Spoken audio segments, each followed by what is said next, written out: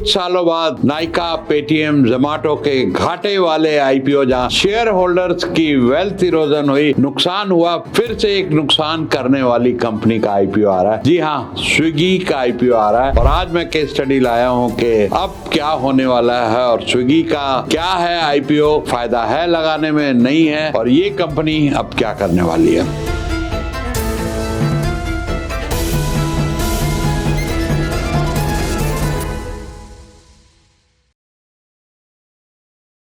तो दोस्तों 3,750 करोड़ का फ्रेश कैपिटल और तकरीबन 7,000 करोड़ ऑफर फॉर सेल का अप्रूवल शेयर होल्डर से स्विगी को मिल गया है और इन्होंने पेपर्स फाइल करने की तैयारी शुरू कर दी है सेबी का। तो एक और बहुत जोरदार 10,000 करोड़ से ऊपर का, जी हाँ, $1.25 बिलियन का आईपीओ फिर से एक स्टार्टअप का आने वाला है, जहां पे QSR और क्विक कॉमर्स, ये दो चीजों का एक समन्वय मिला के, जहां पे जोमैटो कुछ रिकवरी ऑलरेडी कर चुका है और अब स्विगी को भी हिम्मत आई है कि वो भी मार्केट पे उतरे और कुछ बड़ा करके दिखाए। 10,000 प्लस करोड़ का आईपीओ। तो आइए बात करते हैं स्विगी में किसकी कितनी परसेंटेज है। जी हाँ, इसको शेयर होल्डिंग पैटर्न भी बोलते हैं। जी हाँ, जर्मनी की प्रोसेस करके एक इन्वेस्टमेंट कंपनी है, उनका 33% है। जी हाँ, 33% is one of the largest. एक तरीके से ये स्विगी के प्रमोटर कहे जाएंगे आईपीओ के टाइम पे।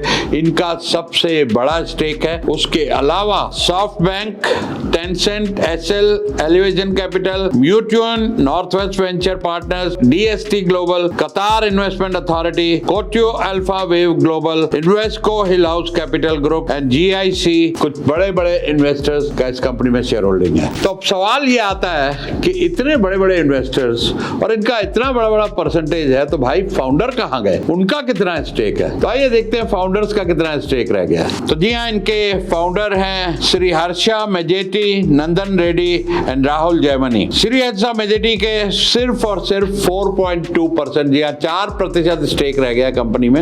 नंदन रेड्डी का 1.6% स्टेक रह गया खाली, और राहुल जयमनी का 1.2% स्टेक रह गया। इसके अलावा राहुल जयमनी अपनी ऑपरेशंस का काम यहाँ पर जो देख रहे थे, वो छोड़ के एक और स्टार्टअप ज्वाइन कर चुके हैं। तो यहाँ पर आप देखेंगे कि स्टार्टअप का हाल क्या होता है। एंड में चलते चलते चलते जिस कंपनी को वो अपने खून पसीने से बनाते हैं, उसी कंपनी में उनका 2 या 4% या 3% स्टेक रह जाता है। और एंड में जब ये आईपीओ आएगा, कोई ना कोई और इस कंपनी को टेक ओवर कर लेगा और ये अपना पैसा लेके बाहर चले जाएंगे या कुछ और कंपनी बनाएंगे या ऐसी कंपनी में रहेंगे एज ए माइनॉरिटी, बहुत माइनॉरिटी छोटे शेयर होल्डर। इसके बारे में भी मैं बात करूंगा कि स्टार्टअप को अपने तजुर्बे से बताऊंगा कि किस तरीके से अपनी स्ट्रेटेजी बनानी चाहिए कि आपका स्टेक इतना कम नहीं रह जाना चाहिए कि जब आपकी कंपनी बिलियंस ऑफ डॉलर्स होने जा रही है तब, हालांकि 1-2% भी बहुत होता है, लेकिन आप मालिक है, आपने कंपनी बनाई है, आपने कंपनी को ग्रो किया है, तो आप 1 या 2% पे क्यों है। तो आइए थोड़ा सा कंपनी के रेवेन्यूज और फाइनेंशियल नंबर्स की बात करते हैं। तो अभी 2024 के बैलेंस शीट और नंबर्स आए नहीं है, लेकिन 2023 में 8,265 करोड़ का इनका रेवेन्यू हुआ है। यहाँ टर्नओवर जिसे कहते हैं 8,265 करोड़ की हुई है। और अगर आप नुकसान सुनेंगे, जमीन सरक जाएगी। 4,000 करोड़ से ऊपर का कंपनी को नुकसान है। जी हाँ, इतना बड़ा लॉस, 8,000 करोड़ की टर्नओवर में 4,000 करोड़ का नुकसान, ये बहुत ध्यान देने योग्य बात है। और 2024 में अभी भी कंपनी प्रॉफिटेबल नहीं हो पाई है, घाटे लगातार चल रहे हैं और वहां पर आईपीओ का डिसीजन एक बहुत बड़ा रिस्क भी हो सकता है शेयर होल्डर्स के लिए। अगर आप पैसा लगाएंगे तो वही हाल कहीं ना हो जाए आपका, जैसा पेटीएम, जोमैटो और नाइका के टाइम में हुआ था। तो आइए आगे चलते हैं, हम बात करेंगे कि लगाना चाहिए कि नहीं लगाना चाहिए, और इसके अंदर इसके प्रोज और कॉन्स क्या है, इसकी खूबियां क्या है और क्या आपके लिए इसमें बेनिफिट छुपे हुए हैं। दोस्तों, इंडिया में जोमैटो और स्विगी दो ही फूड डिलीवरी प्लेटफॉर्म है। 2014 में ये तीनों को फाउंडर्स ने स्विगी को शुरू किया था। बहुत सारी शुरू में स्ट्रगल हुई, तकलीफें आई, लेकिन आज ये जोमैटो की तरह एक,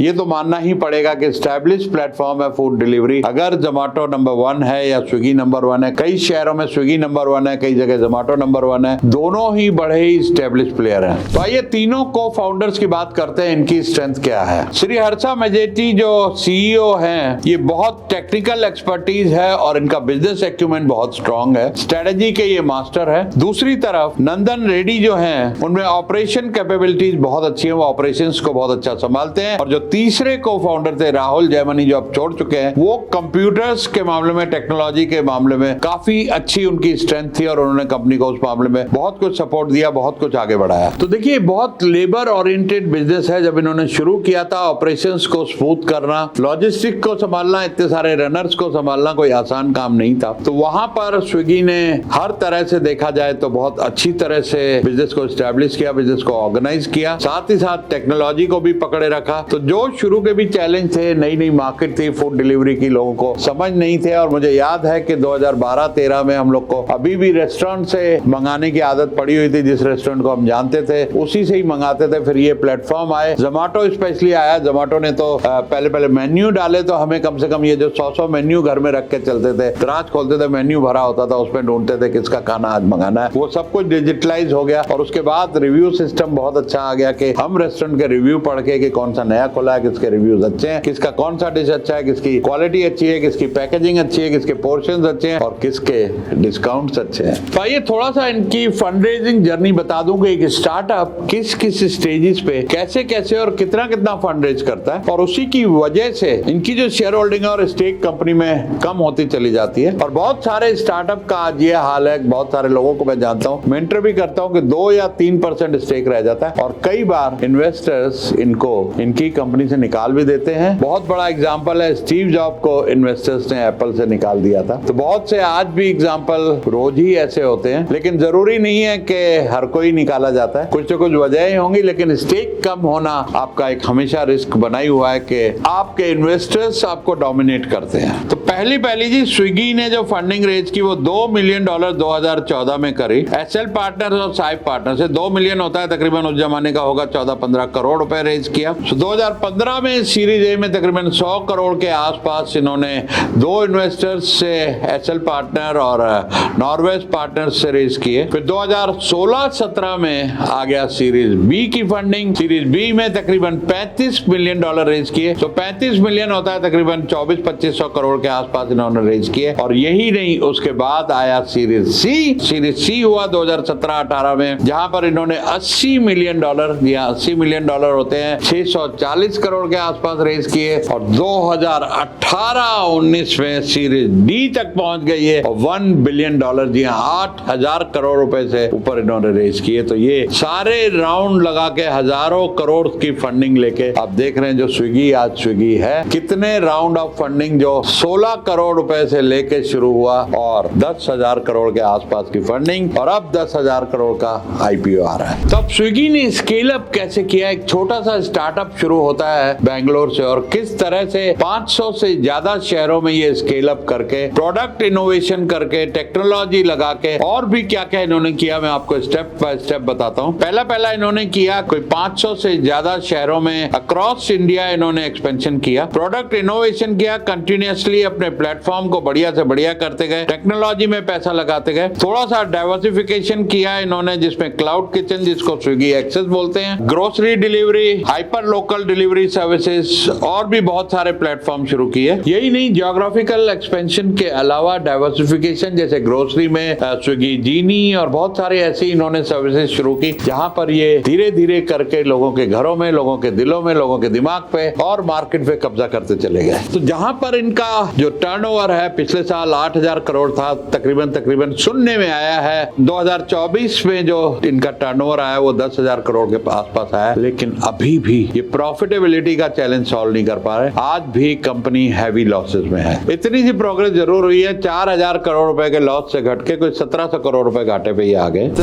यहाँ ध्यान देने योग्य बात एक है कि जोमेटो ने ब्लिंकिट को एक्वायर किया और थोड़ा सा गेम चेंजिंग हुई। तो पिछले एक साल में जोमेटो का शेयर 40 रुपए तक गिर के वापस से 197-200 रुपए टच कर चुका है और यहाँ तक सुनने में आया है कि अब जो रिजल्ट आएंगे वो प्रॉफिटेबल होंगे और मार्केट उसको एक्सपेक्ट करके इसीलिए शेयर का प्राइस बढ़ता जा रहा है। काफी चांसेस है कि स्विगी भी अपने आप को एक बार आईपीओ के बाद बाद साल भर के अंदर अंदर प्रॉफिटेबल कर लेगी। तो ब्लिंकिट का बहुत बड़ा रोल है और ये सुनने में आया है कि जोमेटो के जो फूड डिलीवरी बिजनेस से ज्यादा ब्लिंकिट, क्योंकि आज हम लोगों को जो क्विक कॉमर्स है 6 मिनट 4 मिनट और 8 मिनट में डिलीवरी की आदत पड़ गई है। हम आज अमेजोन से भी वो चीजें नहीं मंगाते जो ब्लिंकिट से मिलती है। वैसे ही स्विगी का भी इंस्टामार्ट करके एक मॉडल है, तो वो भी इनको काफी कॉम्प्लीमेंट और काफी सपोर्ट दे सकता है आगे चल के प्रॉफिटेबल होने में, जैसे जोमेटो को किया। और देखिए स्विगी ने फूड डिलीवरी बिजनेस जोमेटो से पहले किया था, फर्स्ट मूवर एडवांटेज था, लेकिन आज ये नंबर 2 हो गए हैं मार्केट में। तो इनको और थोड़ी मेहनत करनी पड़ेगी और थोड़ा काम को